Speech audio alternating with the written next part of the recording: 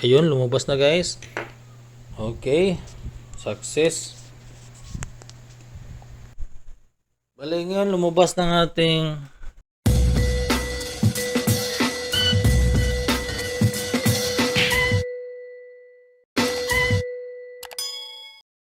What's up guys? Welcome back to my channel. Today's video ay pag-usapan natin yung mga bagong problema sa Wi-Fi. Bale marami nagtatanong sa akin guys kung paano po bigyan solution yung mga Microtech na Half-Life or X, kasi nga sa online shop, sa Shopee or Lazada is bagong version na, nasa version 7 lahat yung mga binibenta. And ang problema guys ay yung Wi-Fi daw ay hindi siya gumagana sa version 7 kasi hindi nakikita yung hotspot. And para malaman ko kung totoo talaga is sinubukan ko siyang gumawa ng isang Wi-Fi na ang version na gamit ko na Microtech ay version 7, and na-find out ko talaga na hindi talaga lumalabas yung hotspot or hindi lumalabas yung IP address na dapat lumabas sa hotspot sa Microtech. So hindi ko alam kung bakit ganon. Hindi ko rin alam bakit hindi siya lumalabas. And naisip ko na baka mayroong possible na bug or problema doon sa version 7. Hindi ko rin alam. And sinubukan ko hanapin yung solution doon. And nagtiyak ko sa website ni Wi-Fi kung mayroong solution regarding sa version 7. And sad to say, wala ko nakita. Meron akong nakitang solution para yung mga Microtech na nabili nyo na version 7 ay magamit nyo sa Wi-Fi, or yung mga tutorial na natutunan nyo is nasanay kayo gamit ang version 6, ay tama-tama sa tutorial to guys ay papakita ko kung ano yung solution natin. Bali ang best solution natin ngayon guys ay mag-downgrade. Yes, from version 7 ay magde-downgrade tayo sa version 6. Pero ang tanong is paano siya gagawin? So yun ang medyo mahirap gawin. Pero actually guys, hindi man siya ganun kahirap pag makuha niyo na or mag-gets niyo na. Pero mahirap lang talaga siya pag nagsisimula ka pa lang, aralin yung ganong style na downgrade. Actually guys, meron nakitang dalawang paraan paano i-downgrade yung Microtech. Ito yung net install, yung size, yung gamit ka ng upload files.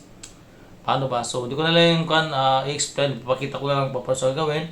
So meron ko dalawang hawk guys, Microtech Half-Life and Microtech Hex.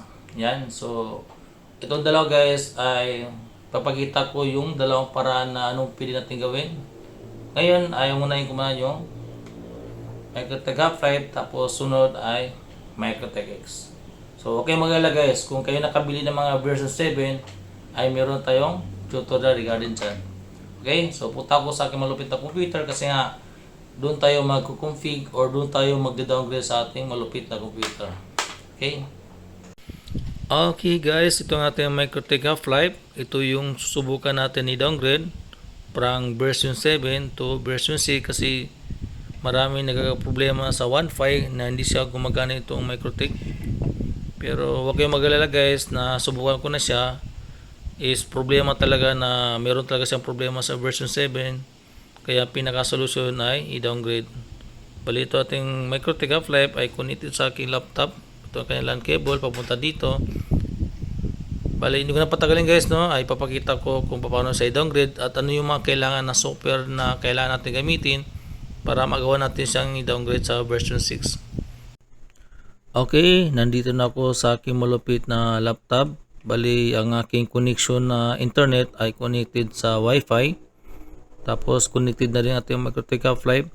Kailangan kasi na connected ang ating Wi-Fi sa internet para makapag-download tayo ng mga application o software na kailangan natin magamit para ma-download yung mga kailangan sa pag-downgrade ng ating Microtech Half-Life. Punta muna tayo sa ating malupit na browser. Yan. Tapos i-type natin yung Microtech. Yan. Okay. Sa pinakauna guys, nandito yung website ni Microtech. Click natin yan. Tapos punta tayo sa software and then downloads. Yan. Tapos find your device. Siyempre hanapin natin yung hinahanap natin na software para sa isang device. So Microtech Half-Life. Search. Yan. So maraming Microtech dito. Bali para hindi tayo mahirapan maghanap, i-type natin dito yung Half-Life. Ewan ko kung tama yung pronunciation ko. Bulol kasi ako eh. Yan, surge. Yun, lumabas. Ito yun. Bali, ito yung kailangan natin. Click natin yan.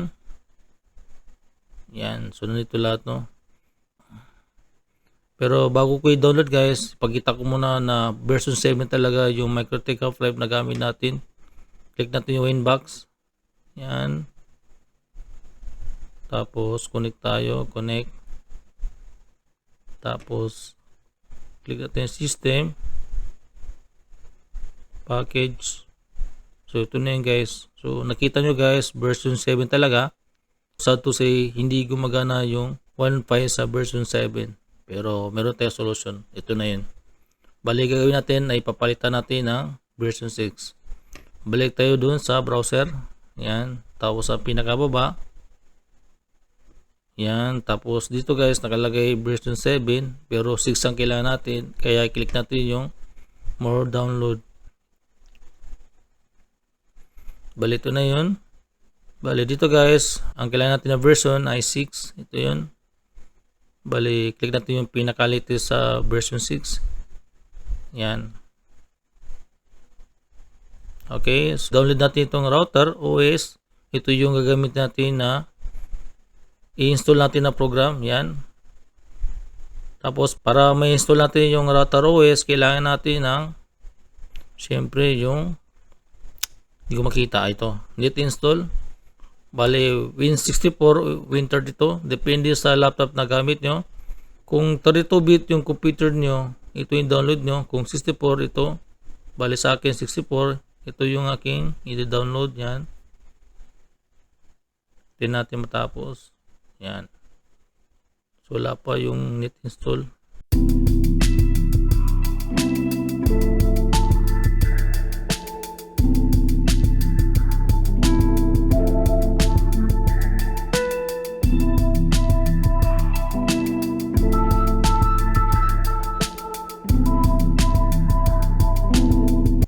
Okay, sa wakas natapos na rin-download. Bakit ang bagal ng internet connection ngayon araw kung kailan magbo-vlog ako?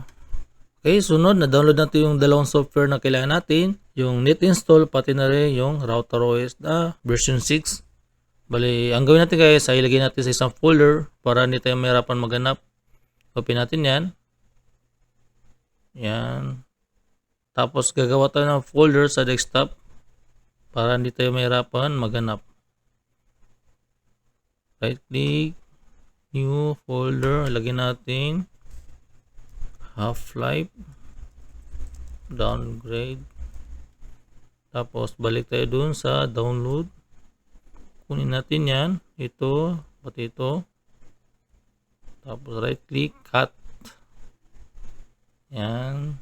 Tapos lipat natin sa folder, right click, paste. Meron na tayong software na gagamitin. And then, ang sunod gawin natin, guys, ay buksan natin yung net install. Pero extract na natin. Extract. Extract yan. Tapos, double click. And then, i-open natin. Run. Yan. Tapos, allow. Yan, sa netbooting, kailangan natin maglagay ng IP address. Kahit anong IP address, ang importante is magkaroon ng series dun sa gagawin nating static IP sa ating laptop. Para magkakita ng ating MikroTik, pati na rin yung laptop, pati na rin yung net install. Click natin yung netbooting. Okay, meron na lagay dito. Depende sa inyo, guys, pwede ganito. 10.0.0.2 pwede rin yung kanina ganyan 66.2. So bakit 66.2 yung nilagay ko instead na 1? Kasi nga yung 1 gagamitin natin sa gateway. Bali yun, meron na tayong IP address para sa net install. I-click natin OK. Sunod, guys, gagawin natin static ang ating laptop. Click natin yan and then hanapin natin yung network. So sa akin, search ko lang para mabilis, network. Tapos ito, guys.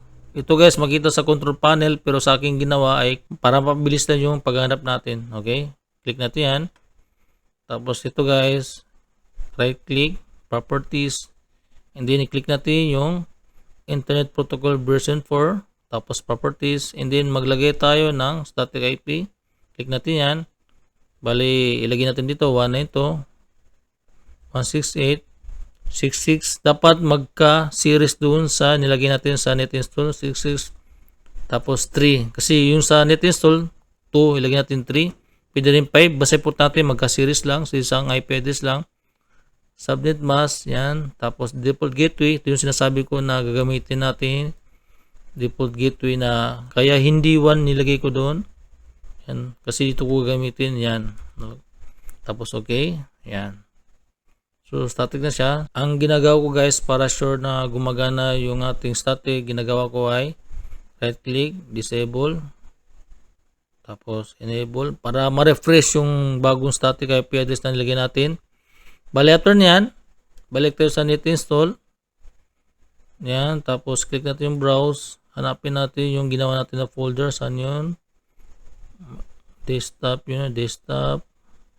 This PC. Desktop yun eh. Saan yung desktop yung makita? Desktop. Yung desktop. Tapos hanapin natin yung MikroTik Half-Life. Downgrade yan. Tapos okay. Yan. So magito na guys, lalabas yung i-download natin na RouterOS na version 6. Sunod guys, kailangan nating i-reset na parang hindi ko ma-explain. Basta ganito yung gagawin natin guys. Parang i-reset natin yan para lalabas yung MikroTik dito. Paano ito gagawin? Papakita ko guys. Okay, bali ang gagawin natin guys ay nakita nito guys. Ito yung reset. Tapos ito natin power. Pwede gawin ito, pindutin gamit ng kamay, long press, or gagamit kayo ng any tools para hindi kayo mahirapan. Bali naka-turn on siya. Kailangan natin naka-turn off. Tanggalin natin yan. So wala na sa power. Tapos ilong press natin yan bago nyo tanggalin hanggang hindi lalabas dun sa ating net install yung ating Half-Life. Long press tapos saksak natin. Okay, so steady lang. Saka nyo bibitawan pag lumabas yung MikroTik Half-Life sa ating net install. Yan, so hintayin natin.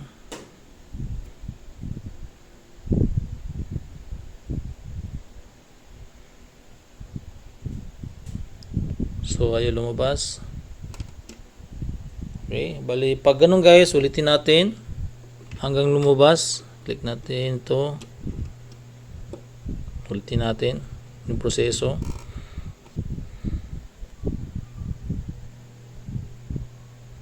Hanggang lumabas siya. Make sure talaga na naka-press ng maayos.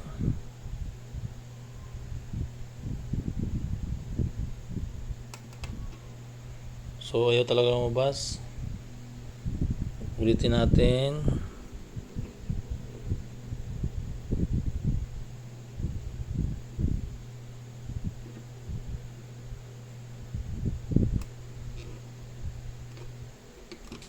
Ulitin natin guys.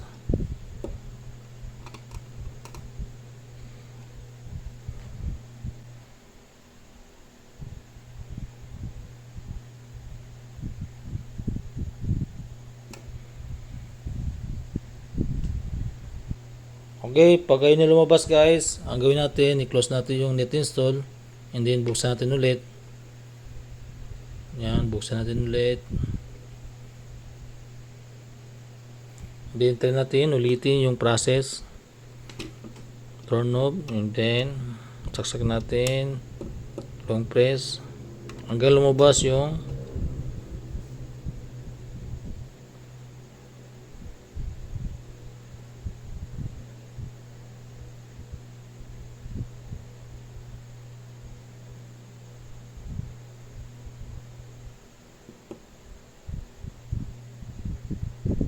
ayaw lumabas. Bakit kaya? Check natin. Tama naman yung pa natin ilagay. Ulitin natin.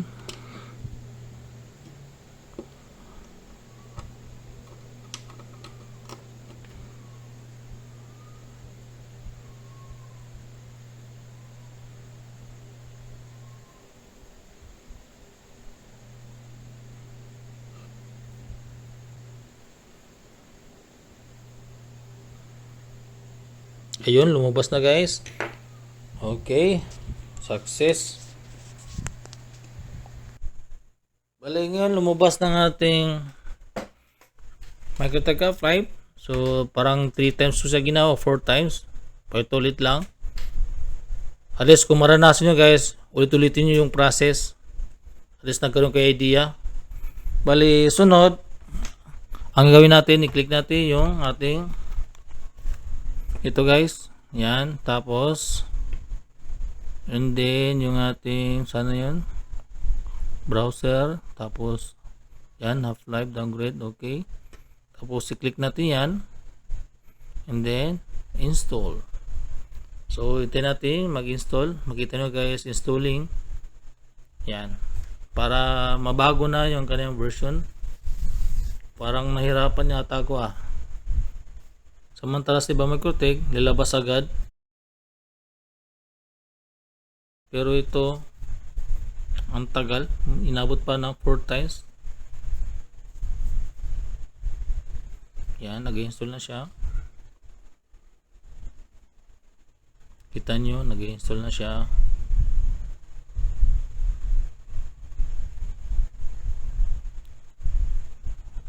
Okay. Okay na siya. Tapos, para makita natin kung nabago yung ating MicroTech Half-Life, is pupunta tayo sa Winbox. Pero bago natin gawin yon, kailangan natin ibalik sa dati yung ating IP address. Bali yung ating MicroTech Half-Life ay nagre-reboot na siya.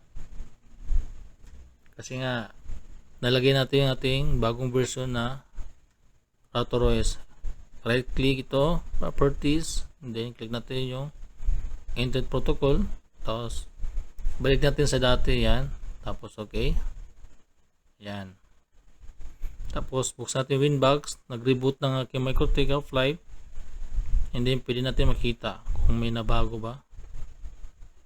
Refresh, yan, tapos connect, ayun, kita nyo guys, nabago na siya, version 6 na siya.